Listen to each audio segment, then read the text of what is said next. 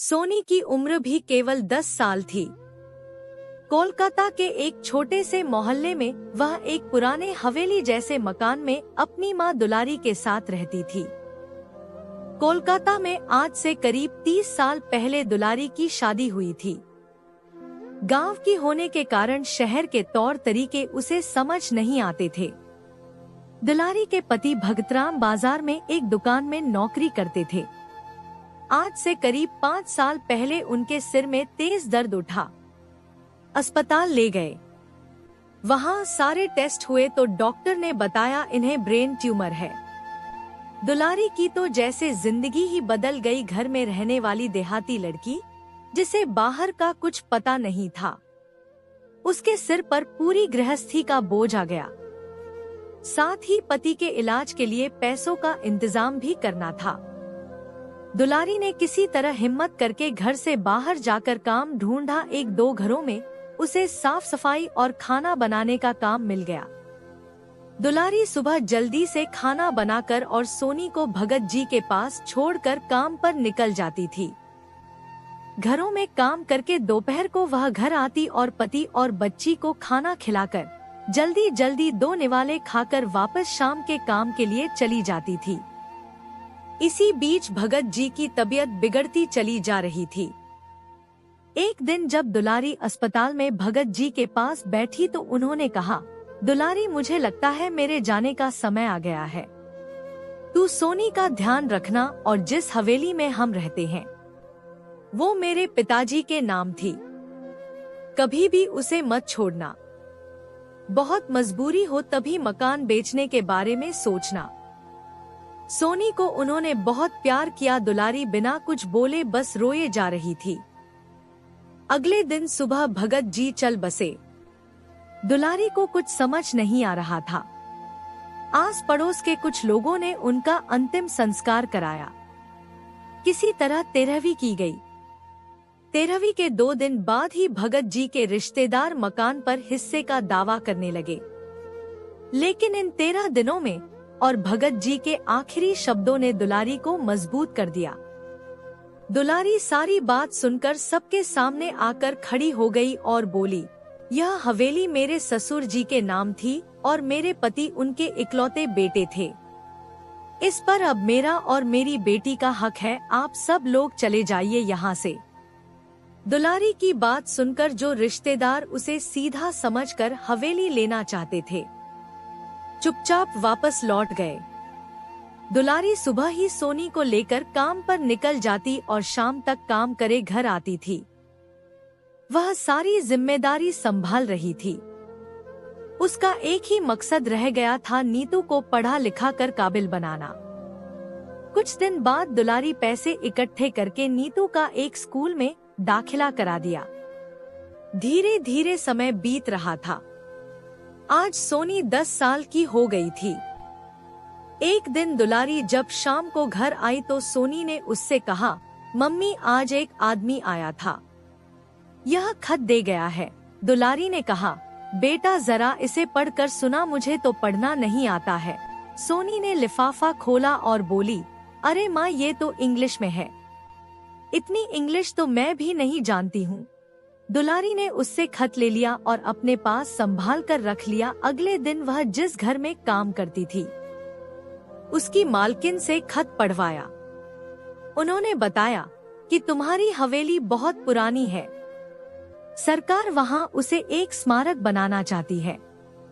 यह सुनकर दुलारी के होश उड़ गए। नहीं नहीं मालकिन, आप इसका जवाब लिख दो। हमें नहीं बेचना अपना घर, हम कहाँ जाएंगे। यह सुनकर उसकी मालकिन ने कहा, दुलारी, चिंता मत करो, मैं इसके बारे में पता करूंगी। लेकिन जहाँ तक मुझे पता है तुम्हें इसके बदले में सरकार बहुत सारा पैसा देगी। दुलारी ने कहा, मालकिन, हम पैसा लेकर क्या करेंगे, हमारा गुजारा तो हो ही जाता है। मालकिन ने उससे कहा, अच्छा 1-2 दिन रुक जा, मैं सब पता करके बताती हूँ। दुलारी काम खत्म करके घर आ गई। उसे आज बहुत चिंता हो रही थी। न जाने सरकार कब उसका घर छीन ले। वह कहाँ जाएगी, सोनी का क्या होगा। 2 दिन में दुलारी बहुत परेशान हो गई। 2 दिन बाद उसकी मालकिन ने बताया, दुलारी तेरी तो किस्मत खुल गई।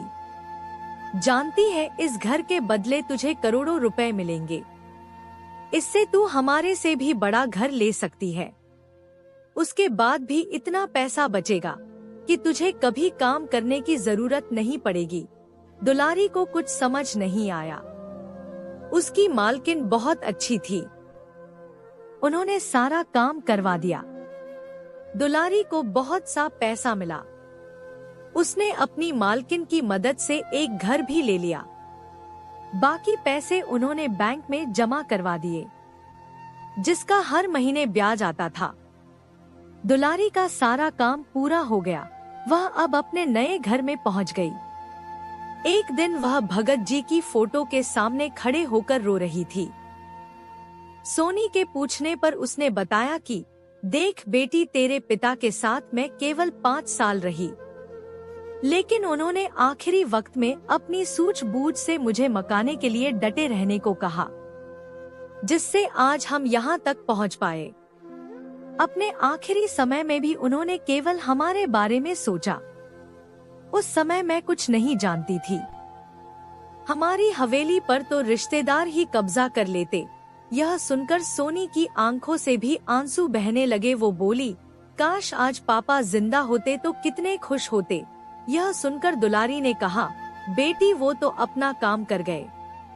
मैंने भी उनका कहना मानकर हवेली को बचा लिया। बस अब उनकी एक और आखिरी इच्छा थी, वो तुझे पूरी करनी है।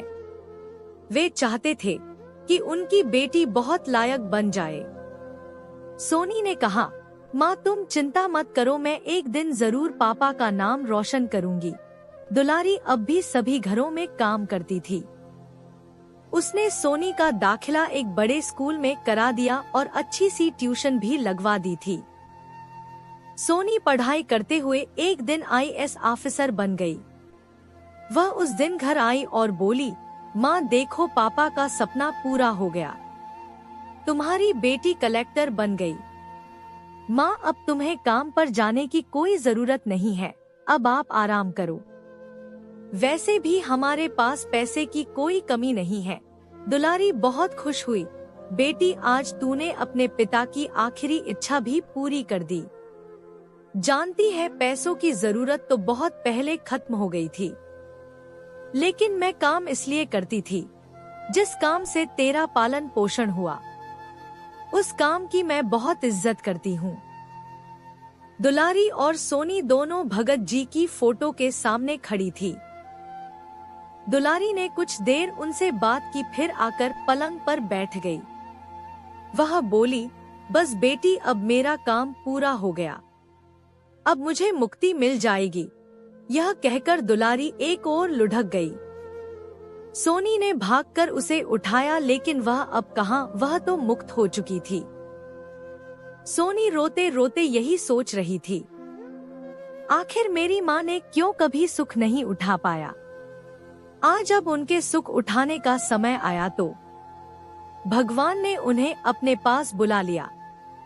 आपको हमारी कहानी कैसी लगी हमें कमेंट करके जरूर बताएं।